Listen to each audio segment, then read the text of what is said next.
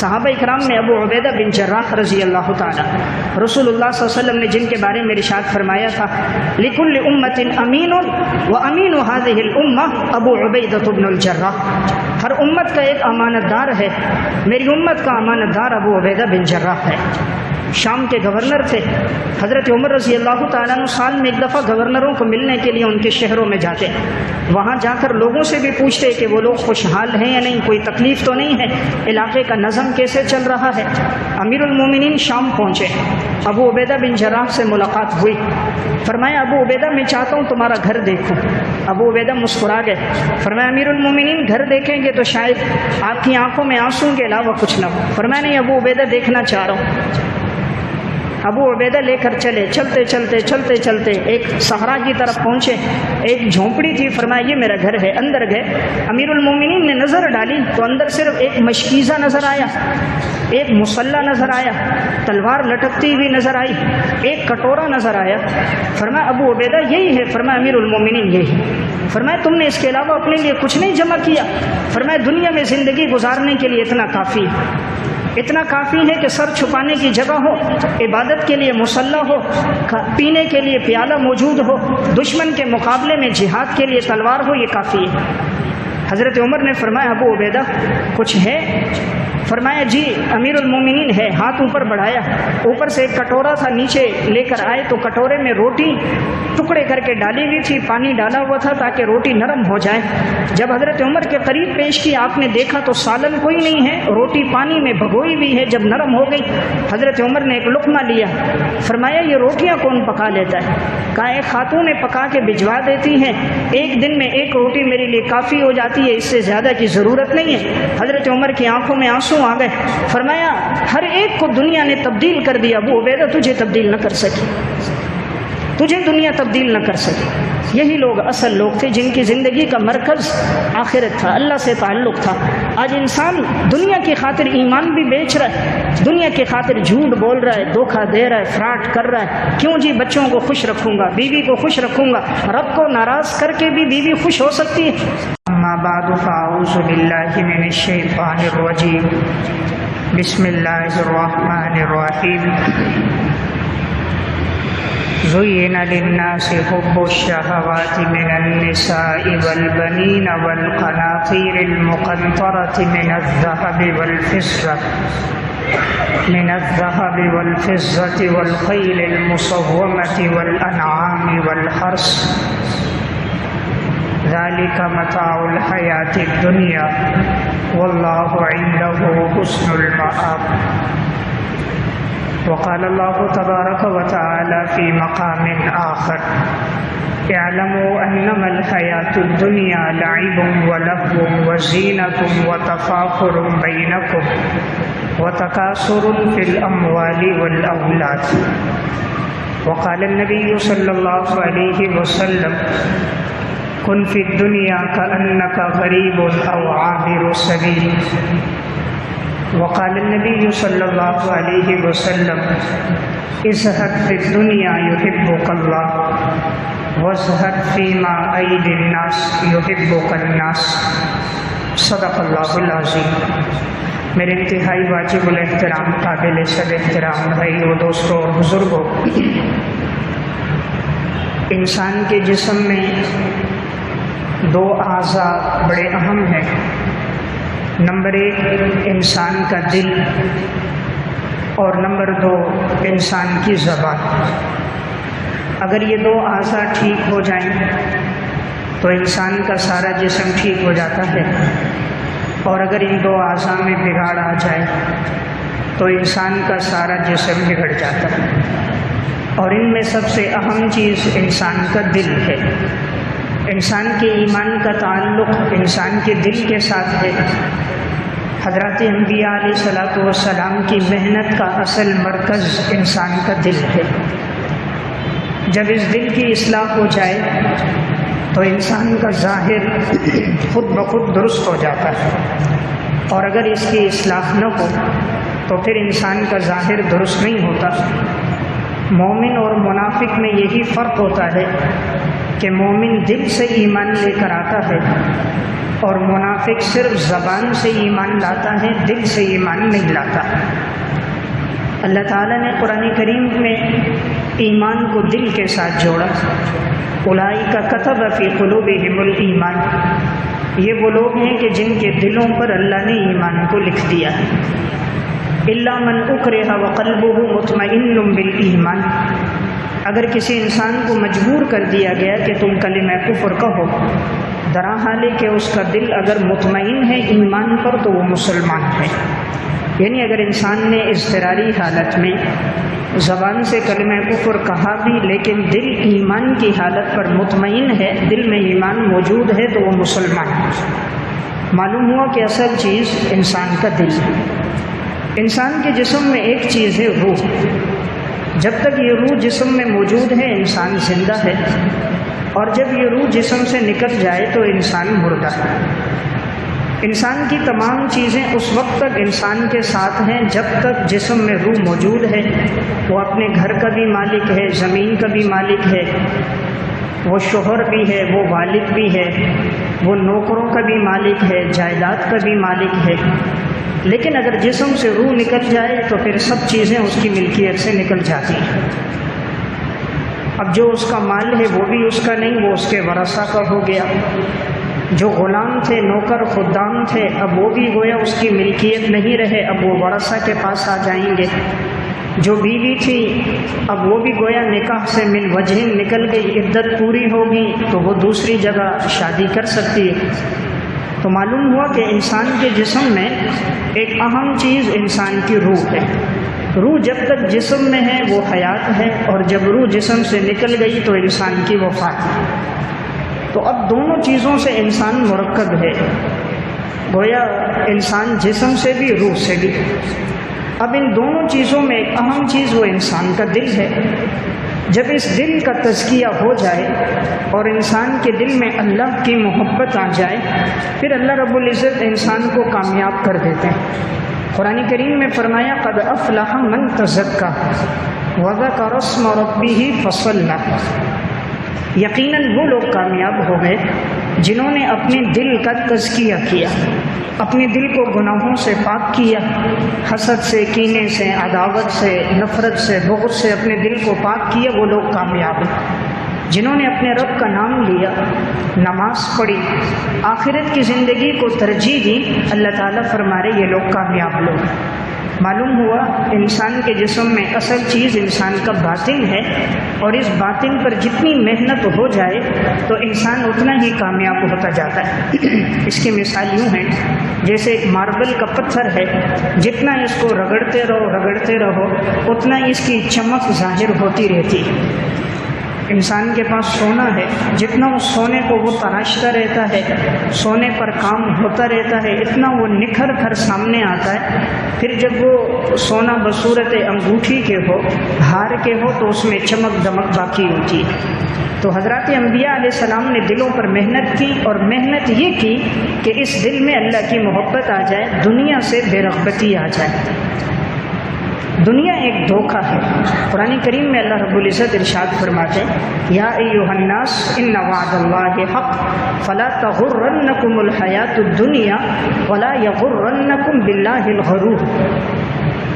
یہ لوگوں، یقیناً اللہ کا وعدہ برحق ہے، اور یہ دنیا کی زندگی ایک دھوکہ ہے، اور شیطان بڑا دھوکے باز ہے، تمہیں کہیں اللہ کی ذات کے بارے میں دھوکے میں نہ ڈال دے۔ ان الشیطان لکم عدو فاتخذوہ عدوا، شیطان تمہارا دشمن ہے، تم شیطان کو اپنا دشمن سمجھو۔ اللہ فرما رہے ہیں شیطان تمہارا دشمن ہے، تم شیطان کو اپنا دشمن سمجھو۔ اس دھوکے کی دنیا کے ساتھ اپنا دل نہ لگاؤ۔ یعلمون ظاہرا من الحیات الدنیا وہم عن الآخرۃ ہم غافلون، یہ لوگ دنیا کے ظاہر کو دیکھتے ہیں لیکن آخرت سے یہ لوگ غافل لوگ ہیں۔ اس لیے اصل محنت ہے کہ اس دل میں اللہ کی محبت آئے، دنیا سے بے رغبتی ہو جائے۔ جتنا دنیا سے تعلق کم ہوتا ہے، آخرت سے تعلق مضبوط ہوتا ہے، اتنا ایمان انسان کا پختہ ہو جاتا ہے۔ رسول اللہ صلی اللہ علیہ وسلم ارشاد فرما رہے کن فی الدنیا کأنک غریب او عابر السبیل، دنیا میں اس طرح رہنا جیسے کہ ایک مسافر رہتا ہے یا ایک راہگیر رہتا ہے. جیسے کہ بکریاں چرانے والے ایک جگہ خیمہ لگایا، دوسری جگہ لگایا، پھر بکریاں آگے گئی، پھر تیسری جگہ لگایا، ان کا کوئی مستقل ٹھکانہ نہیں ہوتا. یہ بتایا کہ انسان کی منزل دنیا نہیں ہے، آخرت منزل ہے. دنیا ہمارے لیے ایک سفر ہے. جیسے آدمی یہاں سے سفر کر رہا ہے، بالا کوٹ جا رہا ہے، پشاور جا رہا ہے، تو راستے میں تکلیفیں آتی ہیں، کہیں ٹھہرتے ہیں، کھانا ٹھنڈا ہوتا ہے، کہیں بیت الخلاء صاف نہیں ہوتے، کہیں راستے میں مشقت، پریشانی، کبھی گرمی، کبھی حالات، کبھی مصائب. وہ اس لیے برداشت کرتا ہے کہ میری منزل آگے، منزل آگے، اس لیے ہر تکلیف کو برداشت کر رہا ہے. مسلمان کی منزل آگے ہے، آخرت. آخرت کی زندگی یہ ہماری منزل ہے، دنیا کی زندگی ہماری منزل نہیں. اس لیے دنیا میں انسان پر حالات، مصائب، تکلیفیں ہیں. انسان اللہ کے ہاں معزز کب ہے اور بندوں کا محبوب کب ہے؟ سنن ابن ماجہ کی روایت ہے، ایک صحابی حضور کے پاس آئے، کہا یا رسول اللہ ایسا عمل بتائیے اللہ بھی مجھ سے محبت کرے، کائنات میں جتنے لوگ ہیں سب مجھ سے محبت کریں، سب مجھے پسند کریں. رسول اللہ صلی اللہ علیہ وسلم نے فرمایا اذهب فی الدنیا یحبک اللہ واذهب فیما عندک الناس یحبک الناس. دنیا سے بے رغبتی کرو، اللہ تم سے محبت کرے گا. دنیا والوں کے ہاتھ میں جو کچھ ہے اس سے بے رغبتی کرو، دنیا والے بھی تم سے محبت کریں گے. انسان کسی کی نظر میں تب گرتا ہے جب اس سے دنیا مانگتا ہے. آج آپ کسی سے پیسے مانگو، آج وہ دے، کل پھر مانگو، مہینے بعد پھر مانگو، تو اس کی نظروں میں گر جاتے ہیں. تو دنیا والوں کی نظر میں بھی انسان تب گرتا ہے جب ان سے دنیا مانگتا ہے. خدا کی نظر میں بھی بندہ تب گرتا ہے کہ جب انسان دنیا میں رغبت رکھتا ہے، شوق رکھتا ہے. اللہ رب العزت کو جو چیز پسند ہے انسان سے، وہ انسان کے اعمال ہیں اور انسان کے دل میں اللہ کی محبت ہے. صفت الصفا میں ہے، یوسف بن حسین رحمۃ اللہ علیہ فرماتے ہیں جتنی تم اللہ سے محبت کرو گے اتنی مخلوق تم سے محبت کرے گی. جتنا تم اللہ سے ڈرو گے مخلوق کے دل میں اتنی تمہاری ہیبت اور رعب ہوگا. جتنا تم اللہ کے احکامات کو پورا کرو گے اتنا مخلوق تمہاری خدمت میں لگ کر تمہاری ضرورتوں کو پورا کرے گی.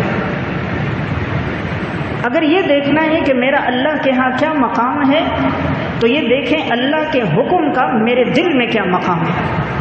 اگر اللہ کا حکم ہر چیز پر سب سے پہلے ہے تو سمجھنا چاہیے اللہ کے ہاں الحمدللہ میرا مقام.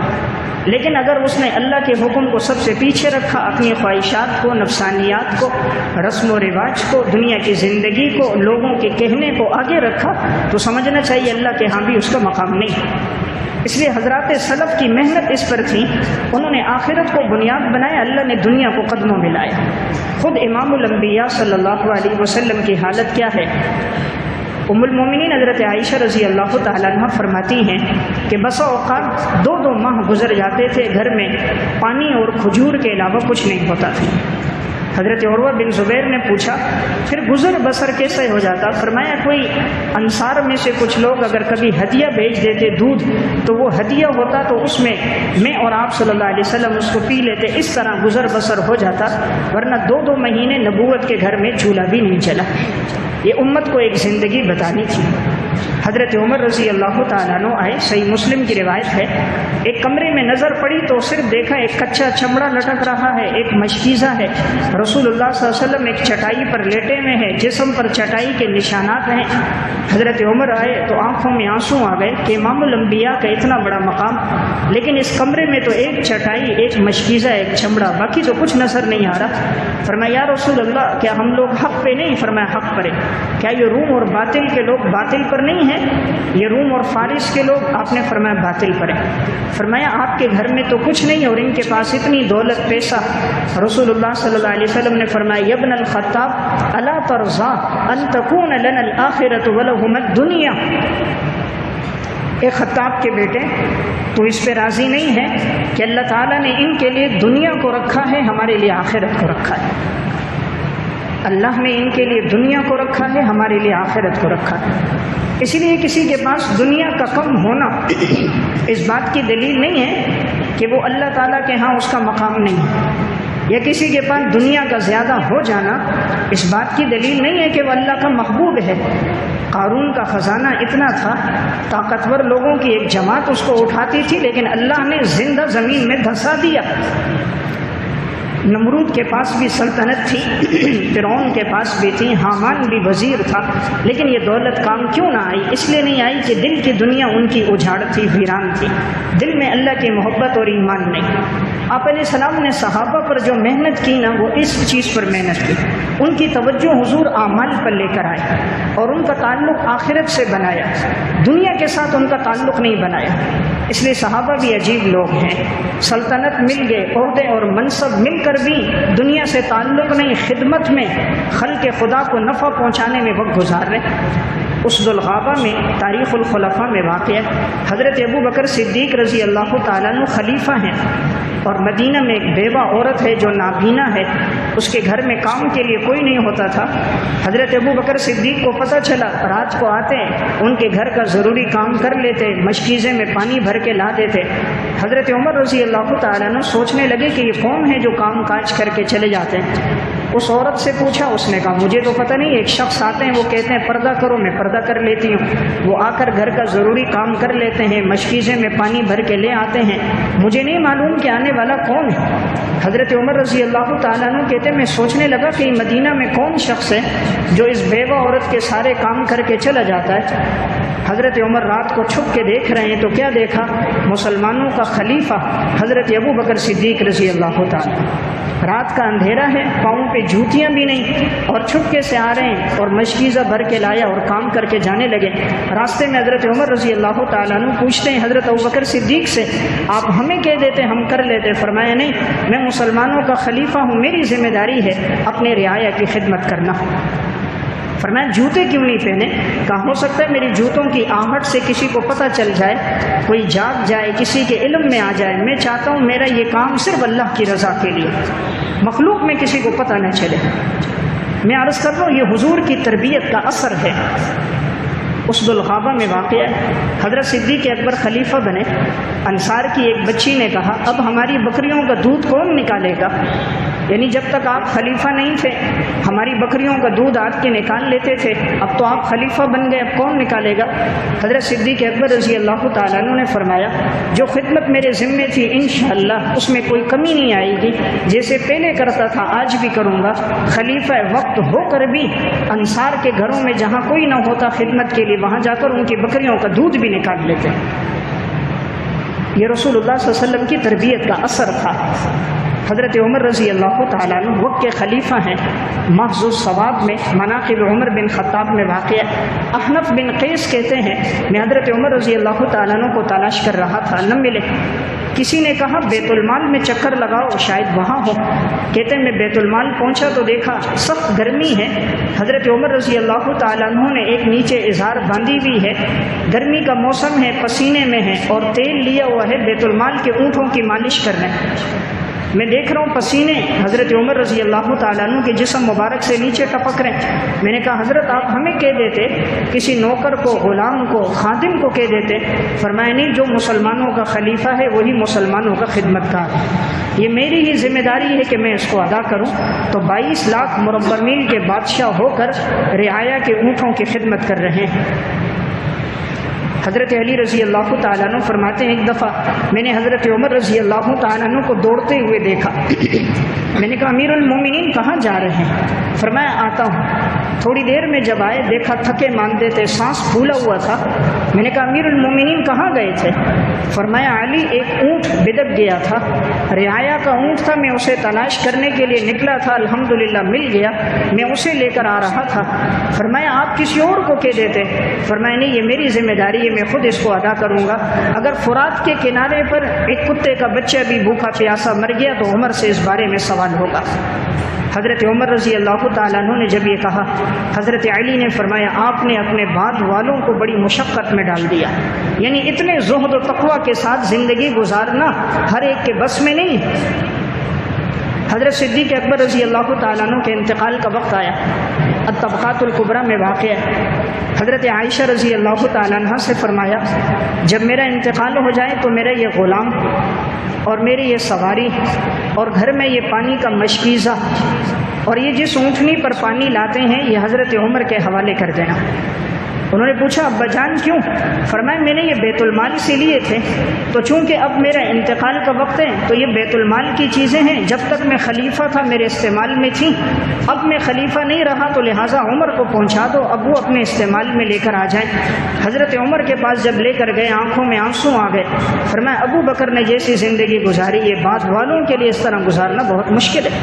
کہا آپ نے تو لوگوں کو مشقت میں ڈال دیا، ایسی زہد کی زندگی کون گزار کے جائے گا؟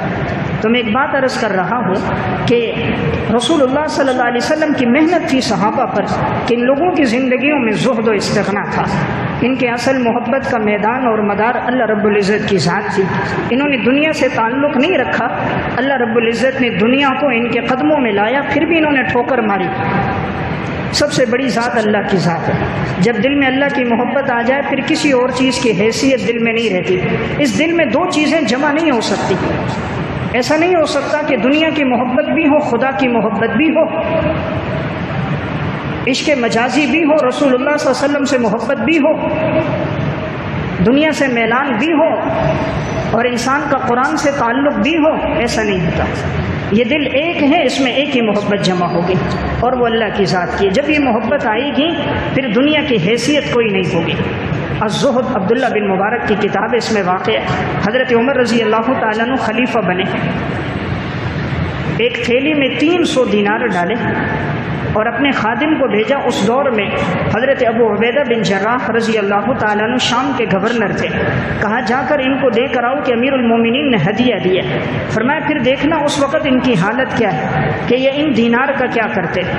دوسری تھیلی دی 300 دینار کی، کہا یہ ابو عبیدہ بن جراح رضی اللہ تعالیٰ عنہ کو، اور دوسری معاذ بن جبل رضی اللہ تعالیٰ عنہ کو جو اس وقت یمن کے گورنر تھے، کہا ان کو جا کر دینا، پھر دیکھنا ان لوگوں کی حالت اور کیفیت کیا ہے، یہ کیا کرتے ہیں مجھے آ کر بتانا۔ وہ شخص یہ دونوں تھیلیاں لے کر گیا، ابو عبیدہ بن جراح کے پاس شام پہنچا، کہا امیر المومنین نے ہدیہ دیا۔ ابو عبیدہ بن جراح نے تھیلی لی، دیکھا 300 دینار سونے کی اشرفیاں۔ فرمایا فلاں کو بلاؤ، وہ آیا، کہا یہ 5 اشرفیاں فلاں غریب کو دے آؤ، یہ 5 فلاں بیوہ کو دے آؤ، یہ فلاں 5 مسکین کو دے آؤ، یہ 10 فلاں یتیم کو دے آؤ، یہ فلاں مزدور کو دے آؤ، یہ فلاں مستحق کو دے آؤ۔ جو لے کر آیا وہ کہتا میں دیکھ رہا تھا میرے سامنے 300 اشرفیاں پوری تقسیم کر دی، تھیلی میں 1 دینار بھی نہیں بچا۔ کہتے ہیں میں پھر یمن گیا، حضرت معاذ بن جبل رضی اللہ تعالیٰ عنہ کو تھیلی دی، امیر المومنین نے ہدیہ دیا۔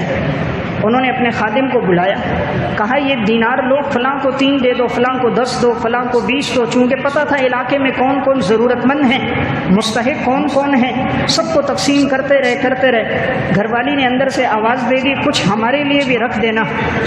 حضرت معاذ بن جبل مسکرا گئے، فرمایا بھائی دیکھو کتنا بچا ہے۔ جب تھیلی میں دیکھا تو 2 دینار بچے تھے، کہا یہ 2 دینار اس کو دے دو۔ گھر والی کو صرف 2 دینار دیے، باقی کچھ نہیں تھا، سب کا سب 298 دینار سونے کی اشرفیاں سب تقسیم کر دی۔ جو یہ لے کر آیا تھا واپس پہنچا، حضرت عمر رضی اللہ تعالیٰ عنہ کو واقعہ سنایا۔ حضرت عمر کی آنکھوں میں آنسو آ گئے، فرمایا واقعی اللہ نے ان لوگوں کے دلوں میں دنیا کی محبت نہیں رکھی، یہ سب آپس میں بھائی بھائی ہیں، یعنی ان سب کی دنیا سے بے رغبتی اور اللہ کی ذات سے محبت، یعنی کتنا بڑا ہدیہ ہے اور قربان کر دیا۔ اسد الغابہ فی معرفت الصحابہ میں واقع ہے، حضرت عمر رضی اللہ تعالیٰ عنہ کا دور ہے، حمص کے گورنر تھے حضرت سعید بن خالد رضی اللہ تعالیٰ عنہ۔ حضرت عمر کے پاس کچھ لوگ حمص سے ملنے کے لیے آئے، حضرت عمر نے ان سے کہا تمہارے علاقے کے اگر کوئی فقراء ہیں، مستحق ہیں، ان کے نام مجھے لکھ کر دے دو تاکہ میں ان کے ساتھ الگ سے تعاون کر دوں، کوئی مستحق لوگ ہیں ان کے نام پیش کرو۔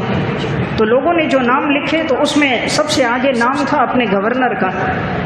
حضرت عمر نے جب نام پڑھا کہا یہ تو گورنر ہے، تم نے اس کا نام لکھا؟ ان لوگوں نے کہا حضرت ہم دیکھتے ہیں اس سے زیادہ مستحق کوئی نہیں، جو دنیا آتی ہے اللہ کے نام پہ دے دیتے ہیں۔ حضرت عمر کی آنکھوں میں آنسو آ گئے۔ 1000 دینار تھیلی میں ڈالے، اور کہا جا کر ان کو امیر المومنین نے ہدیہ دیا۔ ہدیہ لے کر پہنچے، جیسے ہی کھولا تو دیکھا 1000 دینار سونے کی اشرفیاں، رونے لگ گئے۔ گھر والی آ گئی، پوچھا کیوں رو رہے ہو، کیا بات ہے؟ کہا اس وقت ہمارے پاس فتنہ آ گیا، دنیا ہمارے پاس آ گئی، حالانکہ ہمیں اس کی ضرورت نہیں ہے۔ تو کہا ایسا کرو اللہ کے نام پہ تقسیم کر دو۔ جتنے مستحق لوگ تھے ہمس کے اندر سب کو بلایا، 1000 دینار سب کے سب تقسیم کر دی۔ یہ تھی صحابہ اکرام کی زندگی۔ اللہ نے جو ان کو آئیڈیل لوگ کہا، نمونہ بنایا ان لوگوں کو، وجہ یہی تھی۔ ان لوگوں کی زندگی میں اللہ کی محبت تھی، دنیا سے بے رغبتی تھی۔ آج ہماری ساری کوشش دنیا کے لیے، صبح آنکھ کھلتی ہے دنیا، جب تک آنکھ بند نہیں ہوتی دنیا، 16 گھنٹے دنیا کے لیے کام کر رہے ہیں۔ 2 گھنٹے روزانہ اوور ٹائم لگ رہے ہیں، کبھی اوور ٹائم مسجد میں بھی لگا، کبھی یہ وقت تہجد میں، شب بیداری میں، ذکر و تلاوت میں بھی لگا۔ اگر ہم دیکھیں تو شاید ہمیں یاد نہیں ہوگا، زندگی کے 50 سال 55 سال گزر گئے، آج تو فرض نماز پڑھنا ہمارے لیے مشکل ہے۔ صرف جمعے میں بساتی ہوتے ہیں اکثر، باقی نمازوں میں کوئی ہوتا ہی نہیں۔ یعنی ساری محبت دنیا کے ساتھ ہے۔ جو ہماری ذمہ داری تھی ہم نے وہ چھوڑ دی، جو کام اللہ نے اپنے ذمے لیا اس کے پیچھے لگے ہیں۔ رزق اللہ نے اپنے ذمے لیا ہے۔ وما من دابۃ فی الارض الا علی اللہ رزقها ویعلم مستقرها ومستودعها، نہیں زمین پر کوئی چوپایا مگر اس کے رزق کی ذمہ داری تیرے رب نے لی، ہمارے ذمے رکھا۔ وما خلقت الجن والانس الا لیعبدون، ہم نے جنات اور انسان کو پیدا اپنی عبادت کے لیے کیا۔ ہماری پیدائش کا مقصد اللہ کی عبادت ہے، رزق کی ذمہ داری اللہ نے لی، ہم رزق کے پیچھے بھاگے، اللہ نے ہمیں اسی میں لگا دیا۔ اب رزق آگے آگے، ہم پیچھے پیچھے۔ اس لیے حدیث میں آتا ہے، رسول اللہ صلی اللہ علیہ وسلم نے فرمایا، سنن ابن ماجہ کی روایت ہے، جو دنیا میں لگ جاتا ہے اللہ دنیا کو مزین کر کے اس کے سامنے لے آتا ہے اور فقر کو اس کے سامنے لے آتا ہے۔ وہ دنیا میں لگا رہتا ہے ذلیل ہو کر، دنیا آگے آگے ہوتی، وہ پیچھے پیچھے ہوتا ہے۔ فرمایا جو آخرت کی زندگی کو اپنا لیتا ہے تو اللہ دنیا کو اس کے قدموں میں لاتا ہے اور اس کے دل کو اللہ استغنا سے بھر دیتا ہے، یعنی اس کو اللہ مستغنی بنا دیتا ہے۔ دیکھیں مالدار وہ نہیں جس کے پاس پیسہ ہو، مالدار وہ ہے جس کا دل دنیا سے لگا ہوا نہ ہو۔ رسول اللہ صلی اللہ علیہ وسلم نے فرمایا، لیس الغنا عن کثرت العرض ولکن الغنا غنى النفس، مالداری یہ نہیں کہ تمہارے پاس ساز و سامان پیسہ زیادہ ہو، مالداری یہ ہے کہ تمہارا دل مستغنی ہے، یعنی تمہارے دل میں کسی اور چیز کے ساتھ تعلق نہ ہو۔ تو میں عرض کر رہا تھا حضرات صحابہ سلف کی زندگی اسی طرح گزری ہے۔ صحابہ اکرام میں ابو عبیدہ بن جراح رضی اللہ تعالی، رسول اللہ صلی اللہ علیہ وسلم نے جن کے بارے میں ارشاد فرمایا تھا، لکل امت امین وامین هذه الامه ابو عبیدہ بن الجراح، ہر امت کا ایک امانت دار ہے، میری امت کا امانت دار ابو عبیدہ بن جراح ہے۔ شام کے گورنر تھے حضرت عمر رضی اللہ تعالیٰ عنہ، سال میں ایک دفعہ گورنروں کو ملنے کے لیے ان کے شہروں میں جاتے، وہاں جا کر لوگوں سے بھی پوچھتے کہ وہ لوگ خوشحال ہیں یا نہیں، کوئی تکلیف تو نہیں ہے، علاقے کا نظم کیسے چل رہا ہے۔ امیر المومنین شام پہنچے، ابو عبیدہ بن جراح سے ملاقات ہوئی، فرمایا ابو عبیدہ میں چاہتا ہوں تمہارا گھر دیکھوں۔ ابو عبیدہ مسکرا گئے، فرمایا امیر المومنین گھر دیکھیں گے تو شاید آپ کی آنکھوں میں آنسوں کے علاوہ کچھ نہ ہو۔ فرمایا نہیں ابو عبیدہ دیکھنا چاہ رہا ہوں۔ ابو عبیدہ لے کر چلے، چلتے چلتے چلتے چلتے ایک صحرا کی طرف پہنچے، ایک جھونپڑی تھی، فرمایا یہ میرا گھر ہے۔ اندر گئے، امیر المومنین نے نظر ڈالی تو اندر صرف ایک مشکیزہ نظر آیا، ایک مصلہ نظر آیا، تلوار لٹکتی ہوئی نظر آئی، ایک کٹورا نظر آیا۔ فرمایا ابو عبیدہ یہی ہے؟ فرمایا امیر المومنین یہی۔ فرمایا تم نے اس کے علاوہ اپنے لیے کچھ نہیں جمع کیا؟ فرمایا دنیا میں زندگی گزارنے کے لیے اتنا کافی ہے، اتنا کافی ہے کہ سر چھپانے کی جگہ ہو، عبادت کے لیے مصلی ہو، پینے کے لیے پیالہ موجود ہو، دشمن کے مقابلے میں جہاد کے لیے تلوار ہو، یہ کافی ہے۔ حضرت عمر نے فرمایا ابو عبیدہ کچھ ہے؟ فرمایا جی امیر المومنین ہے۔ ہاتھ اوپر بڑھایا، اوپر سے ایک کٹورا تھا، نیچے لے کر آئے تو کٹورے میں روٹی ٹکڑے کر کے ڈالی ہوئی تھی، پانی ڈالا ہوا تھا تاکہ روٹی نرم ہو جائے۔ جب حضرت عمر کے قریب پیش کی، آپ نے دیکھا تو سالن کوئی نہیں ہے، روٹی پانی میں بھگوئی ہوئی ہے۔ جب نرم ہو گئی حضرت عمر نے ایک لقمہ لیا، فرمایا یہ روٹیاں کون پکا لیتا ہے؟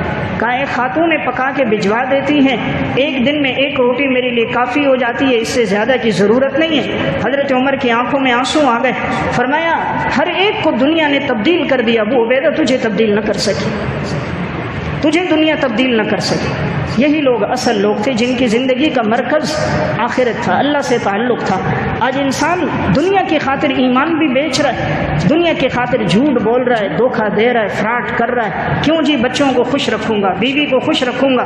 رب کو ناراض کر کے بھی بیوی خوش ہو سکتی ہے، رب کو ناراض کر کے بھی بچے سکون، اطمینان، آنکھوں کی ٹھنڈک کا ذریعہ بن سکتے ہیں۔ بڑا نادان ہے انسان، خالق کائنات کو ناراض کرتا اور سمجھتا یہ دنیا راحت کی ذریعہ بنے گی۔ نہیں، ہمارے آباء و اجداد آپ دیکھیں سب کے پاس اتنی دنیا نہیں تھی، نہ ایئر کنڈیشن کمرے تھے، نہ نرم و نازک گدے تھے، نہ تیز رفتار سواریاں تھیں، نہ الیکٹرانک کا یہ سامان تھا، نہ جدید سہولیات تھیں، نہ موبائل تھا، لیکن سکون کی زندگی تھی، اطمینان تھا، راحت تھی۔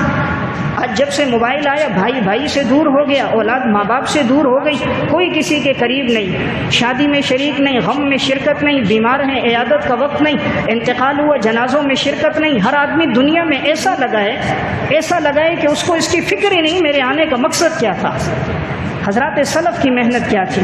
رب العالمین ان لوگوں کو دنیا خود دیتا تھا اور بے تحاشا دیتا تھا، اور خلق خدا کے دل میں ان کی محبت عقیدت الگ سے ڈال دیتا تھا، اور انہیں دل کا سکون اللہ عطا فرما دیتا ہے۔ آج دیکھیں بے سکونی ہے، بڑے سے بڑا مالدار پریشان ہے۔ کسی مالدار کی کوٹھی کو دیکھ کر نہ سمجھو یہ سکون میں ہے، اس کی گاڑی کو دیکھ کر نہ سمجھو یہ اطمینان میں، اس کا دل کا دکھڑا سنو، اس کے 10 منٹ کی کہانی سنو، آپ کو خود ترس آ جائے گا، اچھا الحمدللہ میں اچھی حالت میں ہوں۔ کسی مالدار کے ساتھ 15 منٹ بیٹھ کر اس کے اندر کی کہانی سن لو، آپ کو لگے گا شاید اس سے زیادہ مظلوم، پریشان، بے بس کوئی نہیں۔ خطبات حکیم الامت میں واقعہ حضرت تھانوی صاحب رحمۃ اللہ علیہ نے لکھا، ایک شخص اللہ سے دعا کرتا رہا، یا اللہ میری کسی مستجاب الدعوات آدمی سے ملاقات کرا لے، میں اس سے دعا کرواؤں اور میری دعا قبول ہو جائے۔ کسی نیک صالح آدمی سے ملاقات کرا، عرصے تک اللہ سے مانگتا رہا، دعا قبول ہو گئی۔ ایک شخص راستے میں ملا تو اس نے اس سے کہا کہ تم میرے لیے دعا کرو۔ کہا جی کیا دعا کروں؟ کہا اللہ تعالیٰ مجھے اتنی دولت، اتنی دنیا دے دے۔ اس نے کہا تم ایسا کرو، پورے علاقے میں گھومو، علاقے میں جو آدمی تمہیں سمجھ آئے کہ اس کے پاس دولت پیسہ زیادہ ہے، تم اس طرح بننا چاہتے ہو، میں دعا کروں گا اللہ تمہیں اتنی دنیا انشاءاللہ دے دے گا۔ اللہ سے مانگوں گا تم کسی کا نام بتاؤ کس کی طرح تمہیں دنیا چاہیے۔ یہ شخص گھومتا رہا، علاقے میں ڈھونڈوں کس کے پاس دولت زیادہ ہے تاکہ دعا کروں اتنی دولت میرے پاس بھی ہو۔ تلاش کرتے کرتے کوئی نہ ملا، جس سے بات کرتا بھائی آپ کے پاس دولت، وہ کہتا جی بڑی دولت پیسہ، لیکن پوچھتا حالت کیا ہے، گھر کا سکون، اطمینان، اولاد کی زندگی، آپ کی گھریلو زندگی، وہ اتنے گلے شکوے کرتا، یہ پریشان ہو جاتا، کہتا بھائی میری طرف بننے کی تمنا نہ کرنا، میرے تو یہ حالات، یہ بیماریاں، یہ امراض، یہ مصیبتیں۔ کوئی نہ ملا کہ جو یہ کہتا ہو کہ اتنی دولت پیسے کے باوجود سکون میں ہوں۔ ایک دفعہ ایک جگہ سے گزر ہوا، دیکھا ایک آدمی کے سونے کی بڑی دکان ہے، 6-7 نوکر آگے کام کر رہے ہیں، اور یہ بیٹھا ہوا کاؤنٹر پر صرف پیسے گن رہا ہے، ہزاروں لاکھوں روپے آ رہے ہیں اور یہ گن رہا ہے، دے رہا ہے۔ اس نے کہا اس کی زندگی تو بڑی اچھی، سونے کی دکان ہے، سونا ہی سونا، 6-7 نوکر کام کر رہے ہیں، پیسوں کو گن رہا ہے، شمار کر رہا ہے، یہ بہت اچھی زندگی ہے۔ کہا چلو اس سے پوچھ لیتا ہوں اس کو بھی کوئی اطمینان، سکون ہے یا نہیں کہ میں اس کی طرح دعا کراؤں۔ اکیلے میں ملے، کہا جی 2 منٹ بات کرنی۔ بات یہ ہے کہ میں نے اللہ سے دعا کی تھی، کوئی مستجاب الدعوات آدمی ملے، میں اسے اپنے لیے دعا کرواؤں۔ تو اس نے مجھے کہا کہ آپ نام متعین کرو، میں دعا کروں گا۔ میرے دل میں آیا میں دعا کروں اللہ مجھے آپ کی طرح بنا دے، سونے کی دکان میں ہو، اتنی دولت پیسہ فراوانی موجود ہے، میں چاہتا ہوں آپ کی طرح میں بھی بن جاؤں۔ اس نے ہاتھ پکڑا، دکان سے باہر لے کر آیا، ہاتھ جوڑ کر کہا اللہ کے بندے میری طرح بننے کی تمنا نہ کرنا۔ کہا بھائی کیوں؟ کہا اس لیے نہ کرنا، کہا یہ جو تمہیں نظر آ رہے ہیں، کہا یہ آپ کے بیٹے نہیں ہیں وہ جو 2 کاؤنٹر کے پاس کھڑے، اور یہ آپ کے نوکر۔ اس نے کہا یہ جو 2 بیٹے نظر آ رہے ہیں، 2 دوسری دکان میں نظر آ رہے ہیں۔ حقیقی بات یہ ہے کہ میں بہت زیادہ بیمار ہو گیا تھا، پہلے میری گھر والی بیمار تھی، پھر اس کے بعد میں بیمار ہوا۔ جب گھر والی زیادہ بیمار ہوئی تو گھر والی نے کہا مجھے لگتا ہے تو میرے انتقال کے بعد کہیں اور شادی کر دے گا۔ میں نے کہا میں نہیں کروں گا۔ اس نے کہا نہیں تو کر لے گا۔ تو کہتے میں نے اس کے اطمینان کی خاطر اپنی مردانہ طاقت کو ختم کر دیا، جا کر اپنی قوت ختم کروا دی۔ اللہ کا کرنا بیوی ٹھیک ہو گئی، اب بیوی صحت مند ہو گئی، اب اس کو اپنی حاجت ضرورت کا تقاضا تھا اور یہ حاجت کو پورا نہ کر سکے، تو کہا اب یہ جو میرے نوکر تمہیں نظر آ رہے ہیں، کہا معاذ اللہ میں خود دیکھتا ہوں ان کا میری گھر والی سے تعلق ہے، تو یہ جو بچے نظر آ رہے ہیں تمہیں، یہ شہزادے یہ میرے نہیں ہے، کسی اور سے پیدا ہے، میں خود دیکھ رہا ہوں لیکن کر کچھ نہیں سکتا، مجھ سے زیادہ مجبور بے غیرت بے بس کوئی نہیں ہے، میری طرح بننے کی کوشش نہ کرنا۔ 3 دن کے بعد اس بزرگ سے ملے، اس نے کہا ہاں بھائی کسی کا نام بتاؤ اس کی طرح دعا کروں۔ اس نے کہا بھائی کوئی ایسا نہیں ملا جو اتنی دولت اور پیسے کے ساتھ سکون میں، اطمینان میں، راحت میں نظر آئے، بس یہ دعا کر دینا اللہ تعالیٰ اپنی محبت نصیب فرمائے۔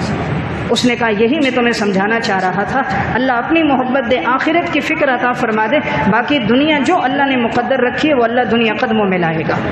تو میں ایک بات عرض کر رہا تھا، قرآن کریم نے جو ہمارا ذہن بنایا وہ یہ قد افلح من تزکا، کامیاب وہ ہے جس نے اپنا تزکیہ کر دیا، جس نے اپنے دل کو پاک کر دیا دنیا کی محبت سے، فرمایا وہ انسان کامیاب ہے۔ سلف کی کیا زندگی تھی، حضرات سلف میں گزرے ہیں، حضرت صفوان بن سلیم رحمۃ اللہ علیہ، عمر بن عبدالعزیز اس وقت گورنر تھے، خلیفہ تھا اس وقت سلیمان بن عبد الملک، صفوان بن سلیم نماز پڑھ رہے تھے، حلیۃ الاولیاء میں واقع، وقت کے خلیفہ کی ان پر نظر پڑی، بڑی ترتیب کے ساتھ خشوع و خضوع سے نماز پڑھ رہے تھے، ان کے دل میں بڑی اس کی محبت آ گئی، تو اس نے اپنے نوکر کو بلایا اور 500 دینار کی تھیلی تھی، کہا یہ جب نماز سے فارغ ہو جائے ان کو جا کر دے آنا۔ خادم وہ تھیلی لے کر گیا، وہ جیسے فارغ ہو گئے، مسجد نبوی تھی، نماز پڑھ رہے تھے، کہا یہ جو بادشاہ نے یہ ہدیہ دیا صفوان سے، کہا اس نے کہا کس کے لیے دیا، کہا جی آپ کے لیے دیا، کہا نہیں کسی اور کے لیے دیا ہوگا، کہا نہیں جی آپ کا نام لیا، آپ کی طرف اشارہ کیا، کہا جاؤ تم پوچھ کر آؤ اور یہ ساتھ لے کر جاؤ۔ اس نے کہا نہیں حضرت آپ رکھ لو، فرمایا نہیں ان سے پوچھ کر آؤ، کسی اور کا ہو سکتا ہے۔ وہ لے کر گیا، حضرت صفوان اٹھ کر باہر چلے گئے، جب واپس آیا دوبارہ تلاش کرنے لگا، خلیفہ نے کہا بھائی اسی کو دینا تھا، جب دیکھا تو وہ نہ ملا، جب تک خلیفہ موجود تھا اس وقت تک وہ دوبارہ اس مسجد میں نہیں آئے، دوسری مسجد میں نماز پڑھ لیتے تھے، فرماتے میں یہ چاہتا تھا کسی کا احسان میرے اوپر نہ ہو، کہ خلیفہ یہ سمجھ کے دے رہا ہے مجھے آج کل یہ اپنے مطلب کی بات مجھ سے لے گا، تو اتنا استغنا تھا ان لوگوں کے دل میں، اتنے بڑے ہدیے کو بھی انہوں نے ٹھکرا دیا۔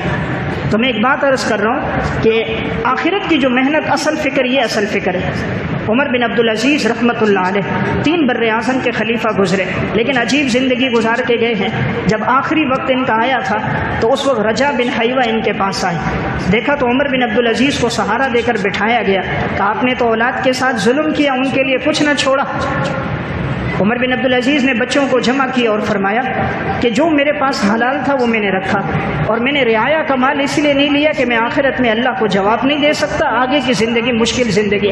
اپنے بچوں کو کہا میں نے تمہیں تقوی سکھایا، اور اللہ کا وعدہ ہے متقی لوگوں کے ساتھ اللہ کی مدد ہے، تقوی کے ساتھ اللہ کی مدد ہے، تم متقی ہو اللہ تمہاری مدد کرے گا، اور اگر تم پرہیزگار نہیں ہو، صالح نہیں ہو، تو میں نہیں چاہتا میں تمہارے لیے دنیا چھوڑ کے جاؤں اور تم اس کو گناہ کے کام پہ لگا لو۔ اللہ رب العزت نے پھر ایسا دیا، السیاست الشرعیہ میں البدایہ والنہایہ میں ہے، اللہ نے ان کے بیٹوں کو ایسا نوازا، ایک ایک بیٹا آگے جا کر گورنر بنا، ہر بیٹا ہر جمعے کے دن صدقہ کرتا، دراہم بھی دینار بھی، اللہ کے راستے میں غلام بھی آزاد کرتے، اور دوسری طرف وہ خلیفہ جو 5-5 6-6 لاکھ دراہم اولاد کے لیے چھوڑ کر گئے، ان کی زندگی ایسی فقر میں تھی کہ بھیک مانگتے نظر آتے تھے۔ تو میں عرض کر رہا تھا تقوی میں زندگی گزاری، اللہ نے نسلوں کو بھی نوازا۔ قرآن کریم سورہ کہف میں حضرت خضر علیہ الصلوۃ والسلام، حضرت موسیٰ علیہ السلام کا واقعہ ہے۔ حضرت خضر نے جب دیوار درست کی، موسیٰ علیہ الصلوۃ والسلام پوچھنے لگے تھے آپ دیوار درست کر رہے ہو، یعنی ان لوگوں نے تو ہمیں کھانا نہ دیا، ہم لوگ مسافر تھے، ہمارا اکرام نہ کیا، آپ ان کی دیوار ٹھیک کر رہے ہو۔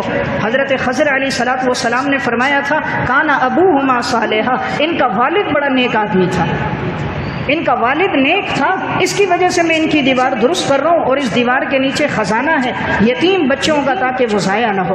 مفسرین نے لکھا ہے کہ ان کا حالانکہ جو دادا تھا وہ 7ویں پشت میں تھا، لیکن اس تقوی کے اثرات نسلوں میں بھی منتقل ہوئے ہیں، اور اللہ تعالیٰ نے ان کے مالوں کی بھی حفاظت کی ہے۔ اور دیکھیں وقت کا پیغمبر دیوار کو درست کر رہا ہے کہ یتیم بچوں کا مال محفوظ ہو جائے۔ ہمارا مال اگر حلال کا ہوگا، ہماری زندگی میں تقوی ہوگا، اللہ اس مال کی حفاظت خود فرمائے گا۔ ہمیں ضرورت نہیں پڑے گی سیکورٹی کی، ہمیں ضرورت نہیں پڑے گی محافظین کی، اللہ رب العزت سب سے بڑھ کر محافظ خود ہوتا ہے، یہ اللہ کا وعدہ ہے۔ تو میں ایک بات عرض کر رہا تھا، سلف میں آپ کو جس کی زندگی نظر آئے گی بڑے محتاط لوگ تھے، بڑے تقویٰ کے ساتھ کر کے گئے اور اللہ کی رضا کے لیے اخلاص تھا، اللہ کے علاوہ کسی اور کو بتانا نہیں چاہتے تھے۔ سیر و اعلام نبلا میں تاریخ بغداد میں صفت الصفوہ میں واقع عبداللہ بن مبارک رحمۃ اللہ علیہ رقہ شہر میں گئے، رقہ کے لوگ جمع ہو گئے، حضرت اپنے دور کے بڑے عظیم محدث تھے، امیر المومنین فی الحدیث تھے۔ پھر وہاں سے ترتوس گئے تو وہاں ایک شاگرد ہوتا تھا، جب بھی حضرت کا چکر لگتا وہ شاگرد قریب آ کر بیٹھتا، حضرت سے حدیثیں سنتا اور لکھتا تھا۔ اس دفعہ جب سفر ہوا حضرت نے دیکھا وہ نوجوان نظر نہ آیا۔ جب ایک نوجوان سبق میں آگے آگے ہو، شوق اور رغبت رکھے تو استاد کی توجہ اس کی طرف ہوتی ہے، تو دیکھا تو وہ نوجوان نظر نہ آیا۔ عبداللہ بن مبارک اپنے دور کے بڑے عظیم محدث ہیں، امیر المومنین فی الحدیث ہیں، پوچھا بھائی وہ نوجوان کہاں گیا؟ پچھلی دفعہ میں آیا تھا، ملاقات ہوئی، اس سے پچھلی دفعہ ملاقات ہوئی، کہ حضرت اس پر کسی کا قرضہ تھا اور جس کا قرضہ تھا وہ نہ دے سکے تو انہوں نے اس کو جیل میں بند کروا دیا۔ عبداللہ بن مبارک درس ختم ہو گیا، کسی کو نہ بتایا اور تلاش کرتے کرتے اس آدمی تک پہنچ گئے جس کا قرضہ تھا۔ پوچھا بھائی کتنا قرضہ ہے؟ کہا 10,000 درہم ہے۔ کہا میں آپ کو 10,000 درہم دیتا ہوں، آپ یہ لے لو، صبح ہوتے ہی وقت کے قاضی کے پاس جا کر بتا دینا کہ قرضہ وصول ہو گیا اور اس نوجوان کو آزاد کر دینا، لیکن اس کو نہ بتانا کہ عبداللہ نے یہ قرضہ دیا، اس کو نہیں بتانا ہے تم نے کہ میں نے یہ قرضہ دیا، بس جا کر صبح صبح اس کو آزاد کرا دو۔ عبداللہ بن مبارک کا سفر تھا، آگے چلے گئے۔ اب یہ شخص صبح صبح گیا اور جا کر قاضی سے کہا وہ جو میں نے نوجوان کو گرفتار کروایا تھا اپنے قرض کے سلسلے میں، اس کے قرض کی ادائیگی ہو گئی۔ قاضی نے کہا کس نے ادا کیا؟ کہا جس نے ادا کیا ہے اس نے کہا میرا نام نہ بتانا۔ قاضی نے کہا چلو ٹھیک ہے، مقصد قرضہ تھا ادا ہو گیا، نوجوان کو آزاد کر دیا گیا۔ نوجوان باہر آیا، ساتھیوں نے بتایا عبداللہ بن مبارک آئے تھے۔ فرمایا بھی کہاں چلے گئے؟ کہا وہ تو آگے کی طرف چلے گئے، آپ کا پوچھ رہے تھے۔ انہوں نے کہا بھی کس علاقے میں؟ کہا اگلے علاقے میں۔ تو یہ نوجوان پیچھے سے گیا، استاد سے محبت عقیدت تھی، وہاں پہنچ گئے، درس میں آئے۔ عبداللہ بن مبارک نے کہا بیٹا تم نظر نہیں آئے تھے۔ فرمایا حضرت میرے اوپر قرضہ تھا اس وجہ سے میں نہیں آ سکا۔ کہا پھر کیسے آ گئے؟ کہا کسی نے قرضہ ادا کر دیا۔ عبداللہ بن مبارک نے یہ نہیں کہا میں نے ادا کیا، حالانکہ چاہتے بتا دیتے بیٹا آپ کا قرضہ میں نے دیا، اور کم قرضہ بھی نہیں 10,000 درہم قرضہ، منہ سے بولنا آسان ہے۔ فرمایا بیٹا جس نے دیا اس کو اپنی دعاؤں میں یاد رکھنا۔ کہا جی میں تو ضرور یاد رکھتا ہوں، مجھے پتہ بھی نہیں اور اس نے میرا اتنا بڑا قرضہ دے دیا۔ عبداللہ بن مبارک نے کہا بیٹا اس کو دعاؤں میں یاد رکھنا۔ جس دن عبداللہ بن مبارک کا انتقال ہوا ایک خلق خدا جنازے میں موجود تھی، یہ تو امت کے عظیم انسان گزرے ہیں، جب یہ رقہ آئے تھے تب 30,000 کا مجمع ان کے استقبال میں آیا تھا، تو خلق خدا جمع تھی، یہی شخص آیا، اس نوجوان کا ہاتھ پکڑا اور آگے لے کر آیا، کہا یہی وہ انسان ہے جس نے تیرا قرضہ دیا تھا، لیکن زندگی میں کہا تھا کسی کو بتانا نہیں، میں نے نہیں بتایا۔ تو اندازہ کریں یہ وہ لوگ تھے جو کام صرف اللہ کے لیے کرتے تھے۔ میں اور آپ کوئی تعاون کرتے ہیں نا، 10 آدمیوں کو بتا دیتے ہیں، سب کے سامنے کر رہے ہوتے ہیں۔ جو کام اللہ کے لیے کرنا ہے وہ کسی اور کو بتانے کی ضرورت نہیں ہے۔ جس کام میں اخلاص ہوتا ہے وہ ہمیشہ باقی رہتا ہے، جو کام اللہ کی رضا کے لیے نہیں ہوتا وہ مرور زمانہ کے ساتھ مٹ جاتا ہے، جو کام اللہ کی رضا کے لیے ہوتا ہے وہ ہمیشہ باقی رہتا ہے، اور اللہ اس اخلاص پر برکتیں دیتا ہے۔ یہ جو آتا ہے نا 7,000 گنا 7,00,000 گنا، یہ اخلاص پر ہے۔ جتنا اخلاص ہوگا اللہ کی رضا مطلوب ہوگی، حلال ہوگا، اللہ اتنا ہی بہترین بدلہ عطا فرمائے گا۔ میں آخری واقعہ سنا کے بات ختم کرتا ہوں۔ امام بیہقی رحمۃ اللہ علیہ کی کتاب شعب الایمان، اس میں انہوں نے واقعہ لکھا، حضرت ابو عبداللہ حاکم رحمۃ اللہ علیہ کے چہرے پر دانے نکل گئے، بہت دانے نکلے، بہت علاج کروایا، ٹھیک نہ ہوا۔ اس دور کے محدث تھے ابو عثمان حیری رحمۃ اللہ علیہ، ان کا درس ہوتا تھا جمعے کے دن، عصر کے بعد خواتین بھی شریک ہوتی، مرد بھی شریک ہوتے۔ اب یہ بڑے محدث ہیں ابو عبداللہ حاکم، پرچی لکھ کر بھیجی، حضرت دعا کرانا میرے چہرے پر دانے بہت ہیں اور ان سے پیپ خون رستی رہتی ہے، ٹھیک نہیں ہو رہے، دعا فرما دیں اللہ تعالیٰ ٹھیک کر دے۔ ابو عثمان نے دعا کرا دی، یا اللہ ان کو تو صحت عطا فرما دے۔ خواتین بھی سن رہی تھیں بیان، وہ بھی دعا میں شریک تھیں، سب نے آمین کہا۔ اب جب دعا ہو گئی، اگلا جمعہ جب آیا پھر ان کا درس تھا، تو ایک خاتون نے پرچی دی، ابو عثمان تک جب پرچی پہنچی، امام بیہقی اور امام منذری دونوں نے واقعہ لکھا، اس پرچی پر اس عورت نے واقعہ لکھا کہ جب پچھلے جمعے کو دعا کروائی گئی تھی کہ اللہ فلاں کو صحت دے، ابو عبداللہ کو، خاتون نے کہا میں نے رات کو اٹھ کر ان کے لیے دعا کی کہ عظیم محدث ہیں، اللہ ان کو صحت عطا فرما دے۔ کہا جب میں سوئی تو مجھے خواب میں رسول اللہ صلی اللہ علیہ وسلم کی زیارت ہوئی، آپ صلی اللہ علیہ وسلم نے فرمایا ابو عبداللہ سے کہو گھر کے پاس پانی کی سبیل لگا دے، لوگوں کے لیے پانی کی قلت ہے، پانی پینے میں ان کو دشواری تکلیف ہے، لوگوں کے لیے پانی کا انتظام کر دے، پانی تقسیم کرے، اللہ اس کو صحت دے دے گا۔ خاتون نے یہ لکھ کر ابو عثمان کو دیا، ابو عثمان نے امام ابو عبداللہ حاکم کو پہنچایا۔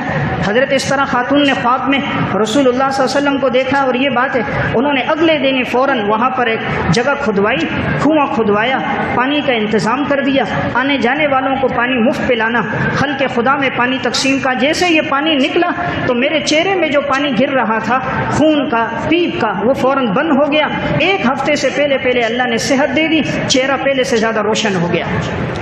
تو میں ایک بات عرض کر رہا ہوں، جو کام صرف اللہ کی رضا کے لیے، اللہ نے اس میں بڑی طاقت رکھی ہے، اس لیے ہماری کوشش ہو، آخرت کی فکر ہو، ہر کام سے مقصود اللہ کی رضا ہو، پھر اس کے نتائج ہمیں زندگی میں نظر آئیں گے۔ اللہ ہم سب کو عمل کی توفیق عطا فرمائے۔